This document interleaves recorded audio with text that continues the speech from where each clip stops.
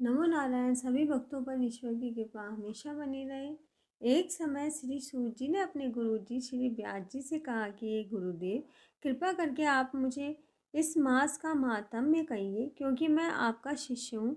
व्यास जी कहने लगे कि रघुवंश के राजा दिलीप एक समय यज्ञ के स्नान के पश्चात पैरों में जूते और सुंदर वस्त्र पहनकर शिकार की सामग्री से युक्त होकर कवच और शोभामान आभूषण पहने हुए अपने सिपाहियों से घिरे हुए थे। जंगल में शिकार खेलने के लिए अपनी नगरी से बाहर निकले। उनके सिपाही जंगल में शिकार के लिए मृग, व्याघ्र, सिंह आदि जंतुओं की तलाश में इधर उधर फिरने लगे।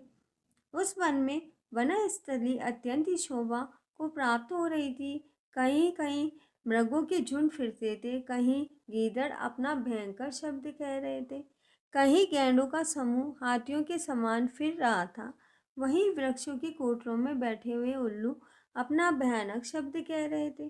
कहीं सिंहों के पद चिन्हों के साथ घायल मृगों के रक्त से भूमि लाल हो रही थी, कहीं दूध से भरी थनों वाली सुंदर भैंसें फिर रही थी।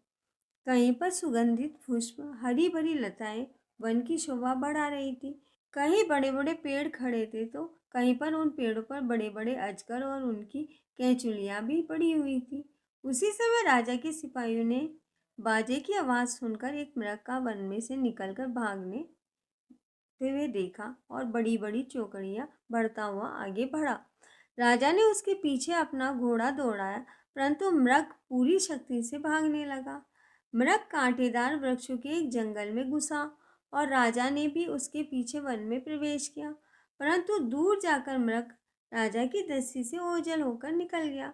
राजा निर्जल वन में अपने सैनिकों सहित प्यास के मारे अति दुखित हो गए।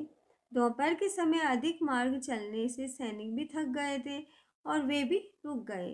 कुछ देर बाद राजा ने एक बड़ी भारी सुंदर सरोवर की आवाज़ सुनी, जिसके किनारे पर घने वृक्ष थे। इसका जल सज्जनों के हृदय के समान स्वच्छ और पवित्र था। सरोवर का जल लहरों से बड़ा ही सुंदर लगता था। जल में अनेक प्रकार के जल जंतु, मछलियाँ और स्वच्छंद इधर उधर फिर रहे थे।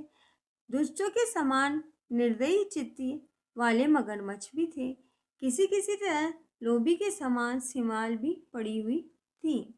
जैसे विपत्ति में पड़े हुए लोगों को दुखों को हरने वाले दानी पुरुष के समान यह सरोवर अपने जल से सबको सुखी कर रहा था। जैसे मेघ चातक के दुख को हरता है, इस सरोवर को देखकर राजा की थकावट बिल्कुल दूर हो गई। रात्रि को राजा ने वहीं पर विश्राम किया और सैनिकों को पहरा देने लगे चारों तरफ फैल गए थे। रात के अंतिम समय में शुकरों के एक झुंड ने आकर सरोवर में पानी पिया और कमल के झुंड के पास आया। तब शिकारियों ने सावधान होकर शुकरों पर आक्रमण किया और उनको मारकर पृथ्वी पर गिरा दिया। उस समय सब शिकारी कोलाहल करते हुए बड़ी प्रसन्नता के साथ राजा के पास गए और राजा प्रभात हुआ देखकर उनके साथ ही अपनी नगरी की तरफ चल पड़ा, जिसका शरीर तपस्या और नियमों के कारण बिल्कुल सूख गया था, जो मरक शाल और वकल पहने हुए था और नख रोम तथा केश धारण किए हुए था। राजा ने ऐसे घोर तपस्वी को देखकर बड़े आश्चर्य से उसको प्रणाम किया और हाथ जोड़कर खड़ा हो गया। तपस्वी ने राजा से कहा कि राजन, इस पुण्य शुभ माघ में इस सरोवर को छोड़कर तुम यहाँ क्यों जाने की इच्छा से कर रहे हो?